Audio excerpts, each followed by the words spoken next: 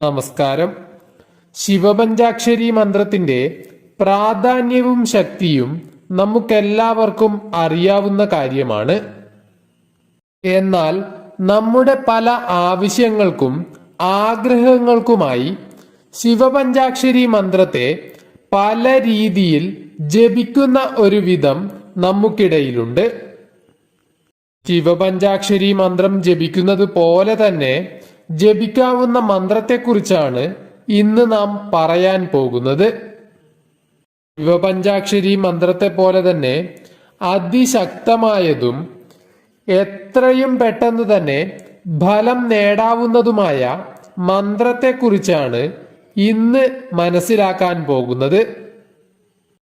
ഏവരും തന്നെ മന്ത്രം ഏതാണെന്ന് മനസ്സിലാകുന്നതിന് മുൻപായി ഓം നമഃശിവായ എന്ന ശിവപഞ്ചാക്ഷരി മന്ത്രം കമന്റുകളായി രേഖപ്പെടുത്തുവാൻ ശ്രദ്ധിക്കേണ്ടതാകുന്നു. ഈ മന്ത്രം ജപിക്കുവാനായി അധികം നിഷ്ഠകളൊന്നും പാലിക്കേണ്ടതായ ആവശ്യകതയില്ല. നിലവിളക്ക് കത്തിക്കുക, പൂജാമുറിയിൽ ഇരുന്ന് ജപിക്കുക എന്നുള്ള നിഷ്ഠകളൊന്നും ഈ മന്ത്രത്തിന് ആവശ്യമായിട്ടില്ല. എവിടെ ഇരുന്നു വേണമെങ്കിലും ഏത് സമയത്തും ജപിക്കാവുന്ന ഒരു മന്ത്രമാണ് ഇനി നാം മനസ്സിലാക്കാൻ പോകുന്നത്. സാധാരണയായി ഭഗവാൻ പരമേശ്വരന്റെ മന്ത്രങ്ങൾ ജപിക്കുമ്പോൾ നാം പാലിക്കേണ്ട ചില നിഷ്ഠകളൊന്നും ഈ മന്ത്രത്തിന് ആവശ്യമില്ല എന്ന് തന്നെ പറയാം. അത്തരമൊരു മന്ത്രമായതിനാൽ തന്നെ ഈ മന്ത്രം ആർക്കു വേണമെങ്കിലും ജപിക്കാവുന്നതാണ്. ഈ മന്ത്രം ജപിക്കുമ്പോൾ ഭഗവാനോടുള്ള ഭക്തി മാത്രം ഉണ്ടായാൽ മതി. പൂർണ്ണ വിശ്വാസത്തോടുകൂടിയും ഭക്തിയോടുകൂടിയും മാത്രമേ ഈ മന്ത്രം ജപിക്കാവൂ എന്നുള്ള കാര്യം ഏവരും പ്രത്യേകം ശ്രദ്ധിക്കേണ്ടതാണ്. മനസ്സിലൊരാഗ്രഹം വിചാരിച്ചുകൊണ്ട് ഈ മന്ത്രം ജപിക്കുകയാണെങ്കിൽ നിങ്ങളുടെ ആഗ്രഹം എത്രയും പെട്ടെന്ന് തന്നെ നടക്കുന്നതാണ്.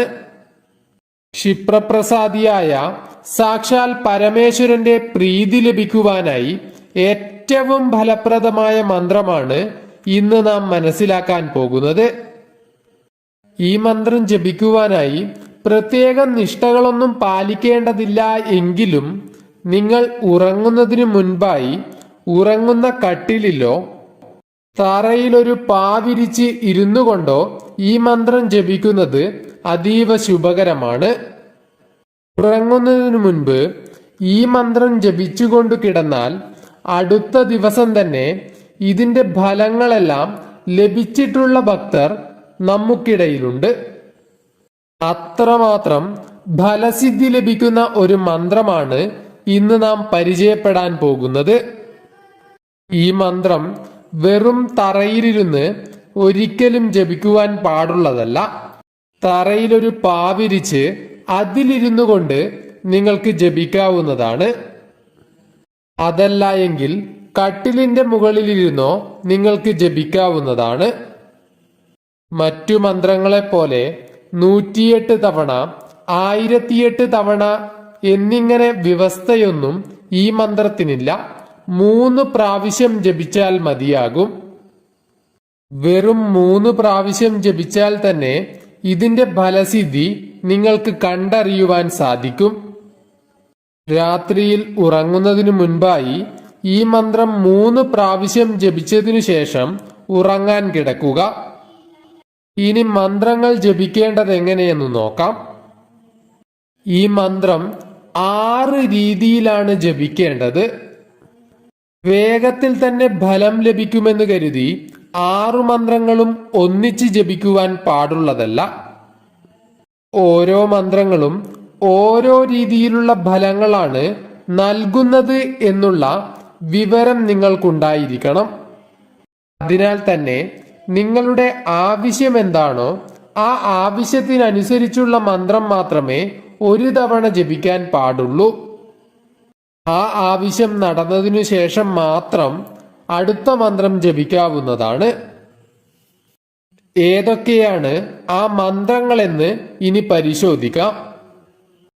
മായാ പഞ്ചാക്ഷരി മന്ത്രം യും നമഃശിവായ. മദന പഞ്ചാക്ഷരി മന്ത്രം ക്ലിം നമഃശിവായ, വിദ്യാ പഞ്ചാക്ഷരി മന്ത്രം ഐം നമഃശിവായ, ശക്തി പഞ്ചാക്ഷരി മന്ത്രം ഹ്രീം നമഃശിവായ, മുക്തി പഞ്ചാക്ഷരി മന്ത്രം രം നമഃശിവായ, ശ്രീ പഞ്ചാക്ഷരി മന്ത്രം ശ്രീ നമഃശിവായ. ഇനി ഏതൊക്കെ ആവശ്യങ്ങൾക്ക് ഏതൊക്കെ മന്ത്രമാണ് ജപിക്കേണ്ടതെന്ന് നോക്കാം.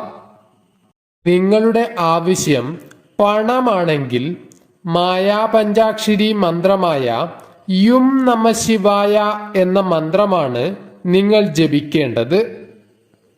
വശീകരണമാണ് നിങ്ങളുടെ ആവശ്യമെങ്കിൽ നിങ്ങൾ ജപിക്കേണ്ടത് മദന പഞ്ചാക്ഷരി മന്ത്രമായ ക്ലീം നമഃശിവായ എന്ന മന്ത്രമാണ്. ജോലി ലഭിക്കുവാനും ഉയർന്ന വിദ്യാഭ്യാസം ലഭിക്കുവാനും നിങ്ങൾ ജപിക്കേണ്ട മന്ത്രം വിദ്യാ പഞ്ചാക്ഷരി മന്ത്രമായ ഐം നമഃശിവായ എന്ന മന്ത്രമാണ്. ശത്രുദോഷത്തിൽ നിന്നും മുക്തി ലഭിക്കുവാനായി നിങ്ങൾ ജപിക്കേണ്ടത് ശക്തി പഞ്ചാക്ഷരി മന്ത്രമായ ഹ്രീം നമഃശിവായ എന്ന മന്ത്രമാണ്. രോഗശമനത്തിനായി നിങ്ങൾ ജപിക്കേണ്ടത് മുക്തി പഞ്ചാക്ഷരി മന്ത്രമായ രം നമഃശിവായ എന്ന മന്ത്രമാണ്. ജീവിതത്തിൽ നിന്നും കലഹങ്ങളെല്ലാം ഒഴിഞ്ഞ് ദുരിതങ്ങളെല്ലാം ഒഴിഞ്ഞ് ജീവിതം ഐശ്വര്യപൂർണമായി തീരുവാൻ ശ്രീ പഞ്ചാക്ഷരി മന്ത്രമായ ശ്രീം നമഃശിവായ എന്ന മന്ത്രമാണ് നിങ്ങൾ ജപിക്കേണ്ടത്. മുന്നേ പറഞ്ഞതുപോലെ ഈ മന്ത്രങ്ങളെല്ലാം ഒന്നിച്ച് ജപിക്കുകയോ ഒരേ സമയം തന്നെ ഒന്നിലധികം മന്ത്രം ജപിക്കുകയോ ചെയ്യുവാൻ പാടുള്ളതല്ല. ഒരു സമയത്ത് ഒരു ആഗ്രഹം മനസ്സിൽ വിചാരിച്ചുകൊണ്ട് ഒരു മന്ത്രം മാത്രമേ ജപിക്കുവാൻ പാടുള്ളൂ. രാത്രി ഉറങ്ങുന്നതിനു മുൻപായി പരമേശ്വരനെ ഭക്തിപൂർവം പ്രാർത്ഥിച്ചുകൊണ്ട് നിങ്ങളുടെ ആഗ്രഹങ്ങളെല്ലാം നടത്തിത്തരണമേ എന്ന് പ്രാർത്ഥിച്ചുകൊണ്ട് ഈ മന്ത്രം ജപിക്കാവുന്നതാണ്. വെറും 3 പ്രാവശ്യം ജപിച്ചാൽ മതിയാകും. ഭക്തിയും വിശ്വാസവും ഒട്ടും കുറയാതെ നോക്കണം എന്നുള്ള കാര്യമാണ് നിങ്ങൾ പ്രത്യേകം ശ്രദ്ധിക്കേണ്ടത്. നിങ്ങളുടെ ഭക്തിയിലും വിശ്വാസത്തിലും മാത്രമായിരിക്കും നിങ്ങൾക്ക് ലഭിക്കുന്ന ഫലത്തിന്റെ വേഗത എന്നുള്ള കാര്യവും ഓർക്കണം. ചില ഭക്തർക്ക് ഇത് ജപിച്ച ഉടനെ തന്നെ, അതായത് തൊട്ടടുത്ത ദിവസം രാവിലെ ഉണരുമ്പോൾ തന്നെ ഫലം ലഭിച്ചതായി അറിവുണ്ട്. അത്രയ്ക്കും ശക്തിയുള്ളതും ഭഗവാന്റെ പ്രീതി എത്രയും പെട്ടെന്ന് തന്നെ കിട്ടുവാൻ ഉതകുന്നതുമായ വിശിഷ്ടമായ മന്ത്രമാണിത്. ഈ മന്ത്രം ജപിക്കുമ്പോൾ തെക്ക് ദർശനമായി ഇരിക്കുവാൻ പാടില്ല എന്നുള്ള കാര്യവും നിങ്ങൾ പ്രത്യേകം ശ്രദ്ധിക്കണം. നിത്യവും ഉറങ്ങുന്നതിനു മുൻപായി ഈ മന്ത്രം 3 പ്രാവശ്യം ജപിച്ചുകൊണ്ട് കിടക്കുന്നത് നിങ്ങളുടെ ആഗ്രഹ സാഫല്യത്തിന് ഏറ്റവും ഫലപ്രദമാണ് എന്നുള്ള കാര്യം പ്രത്യേകം ഓർക്കുക.